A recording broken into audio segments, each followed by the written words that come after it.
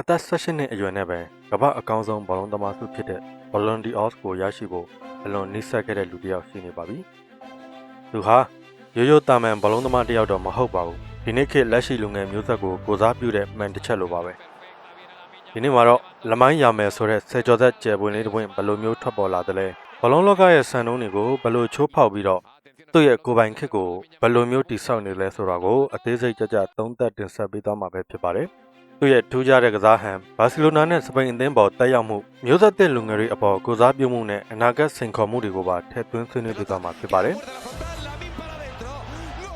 နှစ်ပေါင်းများစွာကြာအောင်ဘောလုံးလောကကြီးတစ်ခုလုံးကဘလွန်ဒီအောလိုစုမျိုးဟာအသင်းလိုက်စူးစမ်းအထောက်မှုနဲ့အသင်းပေါ်ရဲ့ဆွန့်လွတ်အနစ်နာခံမှုကနေရရှိတာလို့ကျွန်တော်တို့ကိုယုံကြည်အောင်လုပ်ခဲ့ပါတယ်။လီယိုနယ်မက်ဆီကဆိုရင်ဒီစုဟာအသင်းရဲ့စူးစမ်းမှုရလဒ်လို့ဆိုခဲ့ပြီးတော့ခရစ္စတီယာနိုရိုနယ်ဒိုကတော့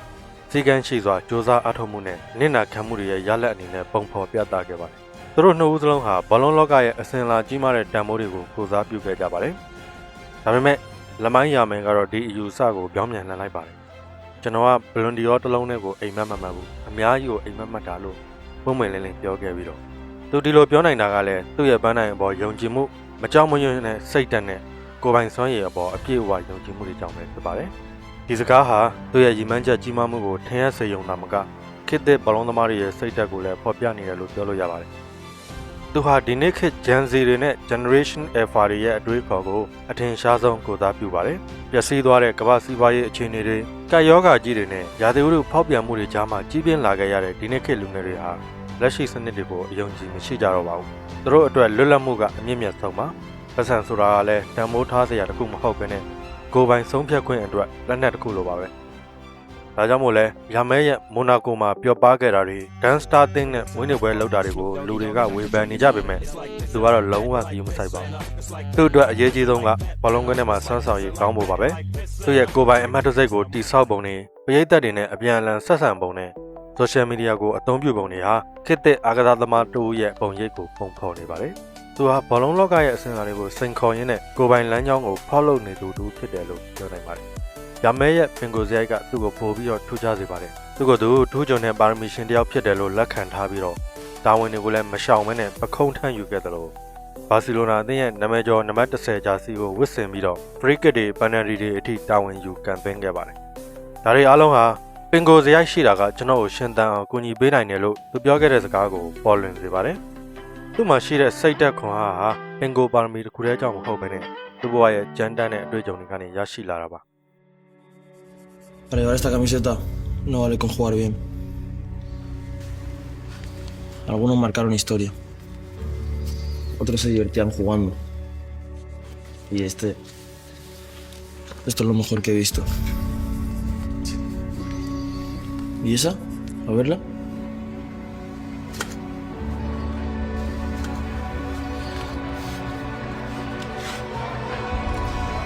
Voy a darlo todo, te lo prometo. Va a ser mi propia historia. မာရိုကိုနဲ့ဂီနီနိုင်ငံကနေပြောင်းရွှေ့လာတဲ့မိဘတွေရဲ့သားတစ်ယောက်ဖြစ်ပြီးတော့ရိုကာဖွန်ဒါလိုတာမန်ရက်ကွက်တစ်ခုမှာကြီးပြင်းလာခဲ့ရသူပါသူအသက်16နှစ်သားအရွယ်မှာဖခင်ဖြစ်သူဓာတ်ထိုးခံခဲ့ရတာလဲသူ့ဘဝကိုပို့ပြီးတော့မှကြောစေခဲ့ပါတယ်ဒီလိုမျိုးခက်ခဲကြမ်းတမ်းတဲ့ဘဝနောက်ခံကသူ့ကိုကွင်းထဲမှာရောကွင်းပြင်ပမှာပါမကြောက်မရွံ့ရဲရင်တဲ့စိတ်ဓာတ်ကိုပေးစွမ်းနိုင်ခဲ့ပါတယ်သူရရှိတဲ့ပထမဆုံးဝင်ငွေနဲ့သူ့အမေအတွက်အိမ်ဝယ်ပေးခဲ့တာကိုသူမဟာကျွန်တော်ရဲ့ဘယင်မပါလို့ယာမဲကဂုဏ်ယူစွာပြောခဲ့ပါတယ်နာမည်ကျော်ကြားမှုတွေရဲ့ဖိအားတွေကိုလည်းသူကခပ်ပေါ်ထားပြီးတော့အသက်16နှစ်အရွယ်ကောင်လေးတယောက်အပြင်သွားလို့သတင်းဖြစ်တာကိုခမရတို့မြင်ဘူးလို့လားလို့ဒီမောပြောဆိုခဲ့ပါတယ်သူကိုဘလို့ပဲဝေဖန်ကွင်းထဲမှာစွမ်းဆောင်ရည်ကောင်းနေသမျှကတော့သူကဂရုမစိုက်ပါဘူးသူ့ရဲ့အကြီးမားဆုံးသောစိုးရိမ်မှုကသူ့ရဲ့ကိုယ်ပိုင်ရည်မှန်းချက်ကိုမရောက်မှာကိုပဲဖြစ်ပါတယ်ရင်းချက်မှုတွေမိသားစုပေါ်ထားတဲ့သစ္စာရှိမှုနဲ့ပန်းနိုင်ပေါ်အာရုံစိုက်မှုတွေဟာသူ့ရဲ့အသက်အရွယ်နဲ့မလိုက်အောင်ထူးခြားလို့နေပါတယ်ယာမဲရဲ့ထူးခြားတဲ့ကစားဟန်ကိုပုံမနဲ့ဆိုင်စွာသုံးသပ်ကြည့်အောင်ပါသူဟာရိုးရိုးတာမန်တောင်ပန်ကစားသမားတူထပ်တောင်ပို့ပါတယ်ဘောလုံးပေါ်ထိန်းချုပ်မှုတွေမြန်နှုံးနဲ့ပြိုင်ဘက်တွေပေါ်ကြော်ဖြတ်နိုင်စွာဟာအမခန့်ပါပဲညာမဲအတွက်တော့ဘောလုံးဆွဲပြေးပုံဟာသူ့ရဲ့အဓိကလက်နက်တစ်ခုလို့ကျွန်တော်တို့ပြောလို့ရပါတယ်ဘောလုံးကို6ထောက်နဲ့ကပ်ပြီးတော့ထိန်းချုပ်နိုင်စွာမြင်ပါသလိုရုတ်တရက်အချိန်မြင့်နေပြီးတော့ပြိုင်ဘက်တွေကိုသူကြော်ဖြတ်နိုင်ပါတယ်ခန္ဓာကိုယ်လှုပ်ရှားမှုတွေခြေလမ်းအပြောင်းလဲတွေကပြိုင်ဘက်တွေကိုခံမှန်းရခက်စေပါတယ်ဥပမာအနေနဲ့ပြောရရင်ညာတောင်ပန်ကနေအတွင်းဘက်ကိုထိုးဖောက်ဝင်ရောက်ပြီးတော့ဘယ်ချိန်နဲ့ကန်သွင်းဖို့ကြိုးစားတာမျိုးကိုအကြခဏမြင်တွေ့ရတတ်ပါတယ်သူ့ရဲ့ဘောလုံးဆွဲပြေးပုံကိုမက်ဆီရဲ့အစောပိုင်းကာလတွေနဲ့နှိုင်းယှဉ်နိုင်ပြီးတော့ ပြိုင်ဘက်နောက်ခံလူတွေကိုဒုက္ခပေးနိုင်စွမ်းမှာသူကထိတ်တန့်အဆင့်မှာရှိပါတယ်ဘောလုံးကိုကိုယ်တိုင်ဆွဲပြေးုံသာမကအသင်းဘော်တွေအတွက်အခွင့်အရေးတွေဖန်တီးပေးနိုင်တဲ့အမြင်လည်းရှိပါတယ်။တို့သဖြင့်ပြိုင်ဘက်နောက်ခံလူတွေကြားထဲကိုထိုးပေါက်ပေးဖို့တဲ့ဘောလုံးတွေကွင်းတစ်ဖက်ကနေတစ်ဖက်ကိုတိကျစွာပေးဖို့တဲ့ long pass တွေဟာသူ့ရဲ့ထူးခြားချက်တွေပါ။ဖိအားများတဲ့အခြေအနေတွေမှာတော့မှန်ကန်တဲ့ဆုံးဖြတ်ချက်တွေချနိုင်ပြီးတော့အသင်းရဲ့တိုက်စစ်ကိုပုံမှန်ထက်မြက်စေပါတယ်။ရာမဲဟာဂိုးသွင်းယူနိုင်စွမ်းလည်းအလွန်ကောင်းမွန်တာကိုမြင်တွေ့ရပါတယ်။အထူးသဖြင့်ပြည်တော်မော်အေရီးယာထိတ်ကနေကန်သွင်းတဲ့အခါဘောလုံးကိုတောင်းပြတ်ကန်သွင်းတာမျိုးဘိုးသမားလက်နဲ့မမီနန်ကိုကန်သွင်းတာမျိုးကိုအထူးကျွမ်းကျင်ပါတယ်။ကိုပေါက်တဲမှတ်မှုရာခိုင်နှုန်းနဲ့အဆုံးသတ်နိုင်စွမ်းဟာသူ့ရဲ့အသက်အရွယ်နဲ့မလိုက်အောင်ကောင်းမွန်တာကိုလည်းမြင်တွေ့ရပါတယ်။ဘောလုံးမရှိတဲ့အချိန်ဒီမှာလည်းရာမဲရဲ့လှုပ်ရှားမှုတွေဟာအလွန်အရေးပါပါတယ်။ပြိုင်ဘက်နောက်ခံလူတွေကိုဆွဲဆောင်ပြီးတော့အသင်းဘော်တွေအတွက်နေရာလွတ်တွေဖန်တီးပေးတာကိုလည်းအမြဲမြင်တွေ့ရပါတယ်။ကွင်းရဲ့ညာချမ်းမှာကစားရင်ပြိုင်ဘက်ရဲ့ဘိန်းနောက်ခံလူကိုဆွဲခေါ်သွားပြီးတော့အထောင်တိုက်စစ်မှုဒါမှမဟုတ်ကွင်းလယ်လူတွေအတွက်ထိုးဖောက်ဝင်ရောက်ဖို့နေရာဖန်တီးပေးတာမျိုးဟာသူ့ရဲ့နီးဗျူဟာပိုင်းဆိုင်ရာအသိဉာဏ်ကိုပြသနေပါတယ်။ရာမဲဟာညာတောင်ပံမှာအဓိကကစားပေမဲ့လိုအပ်ရင်ဘယ်တောင်ပံဒါမှမဟုတ် force 9အဖြစ်ပါကစားနိုင်ပါတယ်။သူ့ရဲ့နေရာဆုံးကစားနိုင်မှုဟာနီးပြတွေအတွက်ရွေးချယ်စရာများစွာကိုပေးစွမ်းနိုင်ပါတယ်။ညာတောင်ပံမှာကစားတဲ့အခါအတွင်းဘက်ကိုဖြတ်ဝင်ပြီးတော့ဘယ်ဂျေနဲ့ကန်သွင်းတာမျိုးဒါမှမဟုတ်အစွန်ကနေဖြတ်တင်မော်တွေပေးတာမျိုးပြုလုပ်နိုင်ပါတယ်။ရာမဲကိုဘောလုံးသမိုင်းတစ်လျှောက်အသက်ငယ်ငယ်နဲ့အောင်မြင်ခဲ့တဲ့ကျယ်ပွင့်နေနဲ့နှိုင်းယှဉ်လေးရှိပါတယ်။သူတို့အားလုံးဟာငယ်စဉ်ကတည်းကထူးခြားတဲ့အရေးချင်းတွေပိုင်ဆိုင်ခဲ့ကြပြီးတော့ရာမဲကလည်းအလားတူလမ်းကြောင်းပေါ်မှာရှိနေပါတယ်။ရာမဲမှာတော့သူ့ရဲ့ကိုယ်ပိုင်ဟန်ကိုယ်ပိုင်ဇယိုက်နဲ့ဒီနေ့ခေတ်သစ်ဘောလုံးလောကရဲ့လိုအပ်ချက်တွေကိုဖြည့်ဆည်းပေးနိုင်တဲ့အရေးချင်းတွေရှိနေပါတယ်။မက်ဆီထွက်ခွာသွားပြီးတဲ့နောက်ပိုင်းဘာစီလိုနာအသင်းဟာခေါင်းဆောင်မှုနဲ့တိုက်စစ်ပိုင်းမှာကြီးမားတဲ့လက်ဟာမှုတွေနဲ့ရင်ဆိုင်ခဲ့ရပါတယ်။ရာမဲရဲ့ထွန်းတောက်လာမှုဟာဘာစီလိုနာအသင်းအတွက်မျှော်လင့်ချက်အသစ်တစ်ခုကိုပေးစွမ်းနိုင်ခဲ့တယ်လို့ပြောလို့ရပါတယ်။သူဟာမက်ဆီလိုမျိုးအသင်းကိုတယောက်တည်းဥဆောင်နိုင်တဲ့အရေးချင်းတွေရှိတယ်လို့ဘာစီလိုနာပရိသတ်တွေကယုံကြည်နေကြပါတယ်။သူ့ရဲ့ပခုံးပေါ်မှာကြီးမားတဲ့ဖိအားတွေရှိနေပေမဲ့သူဟာဒီဖိအားတွေကိုကောင်းကောင်းကင်တွယ်နိုင်စွမ်းလည်းရှိပါတယ်။ရာမဲရဲ့ဈေးကွက်တန်ဖိုးဟာအရှိန်အဟုန်နဲ့မြင့်တက်လာနေပါတယ်။သူ့ရဲ့ဂျာစီရောင်းအားဆိုရှယ်မီဒီယာပေါ်ကပရိသတ်အင်အားနဲ့ကုန်ပစ္စည်းကြော်ညာတွေဟာ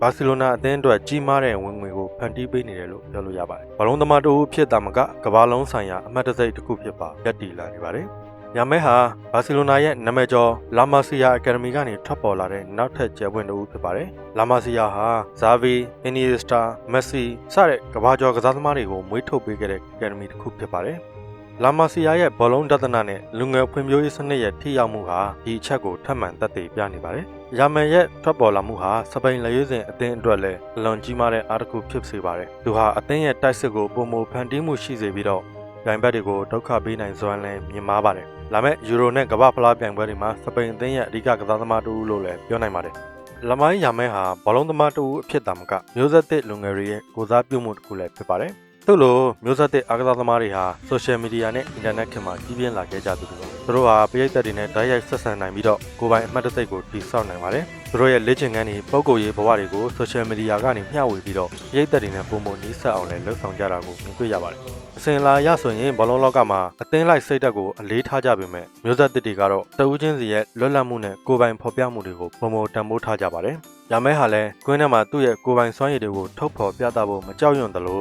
ကွင်းပြင်ပမှာလည်းသူ့ရဲ့ကိုယ်ပိုင်ဟန်ကိုထိမ့်သိမ်းထားပါတယ်။ငယ်ရွယ်တဲ့အသက်အရွယ်နဲ့ကမ္ဘာအဆင့်ဖိအားတွေကိုရင်ဆိုင်နေရတာဟာသူ့အတွက်တော့လွယ်ကူတဲ့ကိစ္စမဟုတ်ပါဘူး။မျိုးဆက်သစ်အားကစားသမားတွေဟာစိတ်ပိုင်းဆိုင်ရာကျန်းမာရေးကိုပုံမအလေးထားလာကြပြီးတော့ဖိအားတွေကိုဘယ်လိုကင်တွယ်ဖြေရှင်းရမယ်ဆိုတာကိုပုံမှန်လင်းလင်းပြောဆိုလာကြပါတယ်။ရာမဲရဲ့ရင့်ကျက်မှုနဲ့စိတ်သက်ခွန်အားဟာဒီဖိအားတွေကိုကျော်လွှားနိုင်ဖို့အတွက်တော့အလွန်အင်မတန်မှအရေးကြီးပါတယ်။ရာမဲတူဦးတဲ့သာမကကမ္ဘာဘောလုံးလောကမှာအလားတူမျိုးဆက်သစ်ကျယ်ပွင့်များစွာရှိနေပါတယ်။ဥပမာအနေနဲ့ပြောရရင်ရီယယ်မက်ဒရစ်ကဘယ်လင်ဟမ်ဘိုင်ယန်မြူးနစ်ကမိုစီယာလာစတဲ့ကစားသမားတွေဟာသူတို့ရဲ့ငယ်ရွယ်တဲ့အသက်အရွယ်နဲ့ထိပ်တန်းအဆင့်မှာကစားနေကြပြီးတော့သူတို့မှလည်းကိုယ်ပိုင်ဟန်ကိုယ်ပိုင်ဇယိုက်နဲ့ဆိုရှယ်မီဒီယာပေါ်ကလွှမ်းမိုးမှုတွေဟာရာမဲနဲ့ဆင်တူပါတယ်။ဒီကစားသမားတွေဟာဘောလုံးလောကရဲ့အနာဂတ်ကိုပုံဖော်နေကြသူတွေဖြစ်ပါတယ်။ဘာစီလိုနာအသင်းရဲ့နီးပြဟန်စီဖလစ်နဲ့စပိန်အသင်းရဲ့နီးပြလူဝစ်ဒယ်လာဖွန်တေတို့ကသူ့ကိ